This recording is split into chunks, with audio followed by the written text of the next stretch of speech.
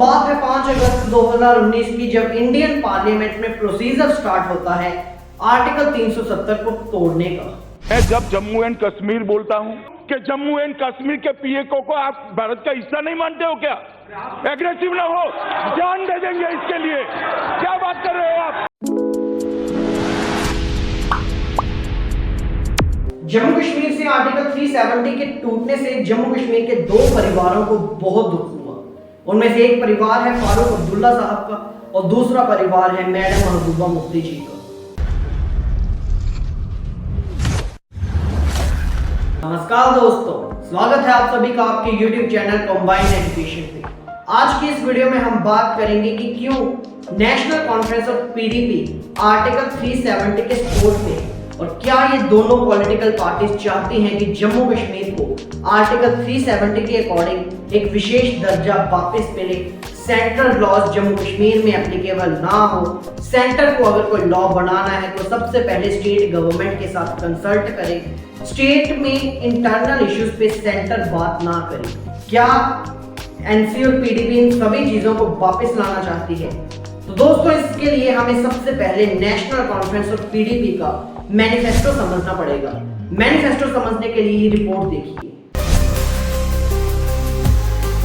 National conference हो, peoples democratic party PDP हो, इनके मैनिफेस्टो से कुछ कनेक्शन साफ होते हैं हमारे पड़ोसी देश से, जिसमें पहले नंबर पे आता है open traditional routes between India and Pakistan. NC और पीडीपी दोनों ने ही अपने मैनिफेस्टो में चीज पॉइंट की है कि अगर हम सरकार बनाते हैं तो सेंटर पे दबाव बनाया जाएगा ट्रेडिशनल रूट्स को ओपन करने के लिए। इंडिया और पाकिस्तान के बीच में जो ट्रेडिशनल रूट्स थे उनको ओपन करने के लिए। दूसरी चीज आती है रिलीज पॉलिटिकल प्रिजनर्स। एनसी और पीडीपी चाहती है कि जिन लोगों के खिलाफ केस दर्ज हुए हैं पत्थरबाजी के रिलेटेड, अलगाववादी को सपोर्ट करने के रिलेटेड, और जिन लोगों को जेल में बंद किया है उनको फिर से वो बाहर निकालेंगे। तीसरा पॉइंट आता है ट्रेड ओपन करेंगे पाकिस्तान के साथ। और ट्रेड ओपन करना किसके हाथ में? ये बच्चा जानता है, जिसने क्लास 8 से सिविक्स पढ़ी है वो जानता है कि ट्रेड ओपन करना 2 कंट्रीज के बीच में सेंट्रल गवर्नमेंट के हाथ में है। और एनसी और पीडीपी अपने मैनिफेस्टो में ये चीजें लिख के सेंटर पे दबाव बनाना चाहते हैं। चौथा कनेक्शन आता है कि वो चाहते हैं कि पाकिस्तान के साथ पीसफुल डेलीगेशन की जाए, आराम से बात की जाए। अगर वो हम पे अटैक भी कर रहे हैं फिर भी हम उनके साथ विनम्रता के साथ बात करें।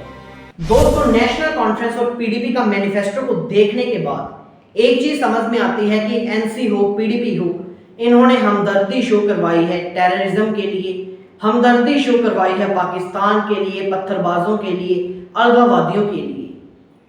आर्टिकल 370 के रिमूवल के बाद जम्मू कश्मीर में टेररिज्म कम हुआ है और पत्थरबाजी जैसी घटनाओं पे तो पूरी तरह से रोक लगी है।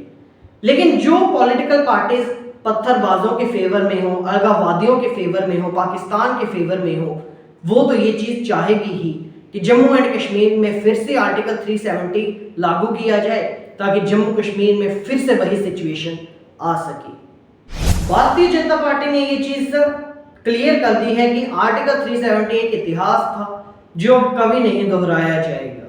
दोस्तों, आज की इस वीडियो में बस इतना ही। अगली वीडियो में हम ऐसे ही एक मोस्ट इंपॉर्टेंट इशू पे बात करेंगे, जम्मू कश्मीर इलेक्शन को लेके, जम्मू कश्मीर में इश्यूज को लेके। ऐसे ही और वीडियोस के लिए सब्सक्राइब कीजिए कंबाइंड एजुकेशन को, बेल आइकन का बटन जरूर क्लिक कर लेना ताकि आपको हर एक वीडियो का नोटिफिकेशन मिल सके। आज के लिए बस इतना ही। सभी को राम राम जी, सनातन धर्म की जय।